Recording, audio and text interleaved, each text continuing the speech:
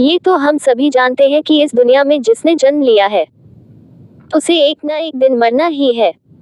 यही नियम प्रभु श्री राम पर भी लागू होता है, क्योंकि त्रेता युग में उन्होंने मनुष्य रूप में जन्म लिया था।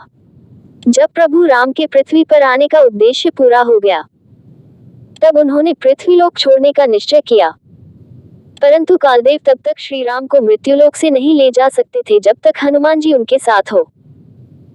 श्री राम जानते थे कि अगर उनके जाने की बात हनुमान जी को पता चलेगी तो वह पूरी पृथ्वी उथल पुथल कर देंगे, क्योंकि उनके जैसा राम भक्त इस दुनिया में कोई और नहीं है। जिस दिन कालदेव को अयोध्या आना था, उस दिन श्री राम ने हनुमान जी को मुख्य द्वार से दूर रखने का एक तरीका निकाला। उन्होंने अपनी अंगूठी महल के फर्श में आई एक दरार में डाल दी और हनुमान जी को उसे बाहर निकालने का आदेश दिया। उस अंगूठी को निकालने के लिए हनुमान जी ने स्वयं ही उस दरार जितना सूक्ष्म आकार ले लिया और अंगूठी खोजने लग गए। जब हनुमान जी उस दरार के अंदर घुसे तो उन्हें समझ में आया कि यह कोई दरार नहीं बल्कि सुरंग है, जो कि नागलोक की ओर जाती है। वहां जाकर वे नागों के राजा वासुकी से मिले।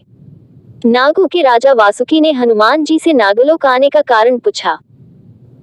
हनुमान जी ने बताया कि मेरे प्रभु राम की अंगूठी पृथ्वी में आई दरार से होते हुए यहाँ आ गई है, उसे ही मैं खोजने आया हूँ। तब वासुकी हनुमान जी को नागलोक के मध्य में ले गए और अंगूठियों का एक बड़ा सा ढेर दिखाते हुए कहा कि यहाँ आपको प्रभु राम की अंगूठी मिल जाएगी। पर उस अंगूठी के ढेर को देख हनुमान जी कुछ परेशान हो गए और सोचने लगे कि इतने बड़े ढेर में से श्री राम की अंगूठी खोजना तो रुई के ढेर से सुई निकालने के समान है। उसके बाद जैसे ही उन्होंने पहली अंगूठी उठाई तो वह श्री राम की थी।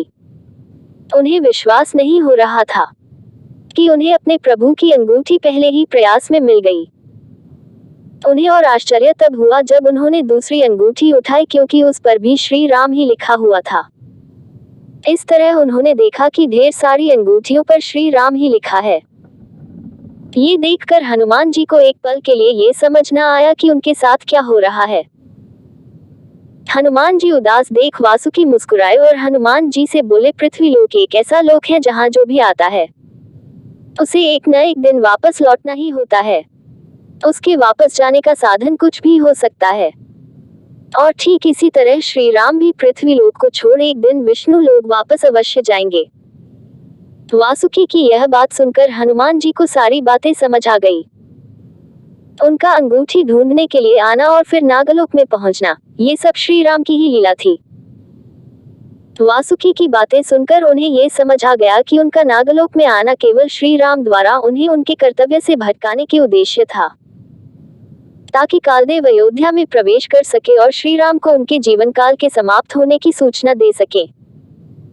उसके बाद उन्होंने सोचा कि अब जब मैं अयोध्या वापस लौटूंगा तो मेरे प्रभु राम वहां नहीं होंगे, और जब श्री राम नहीं होंगे तो मैं अयोध्या में क्या करूंगा। इसके बाद हनुमान जी अयोध्या वापस नहीं गए।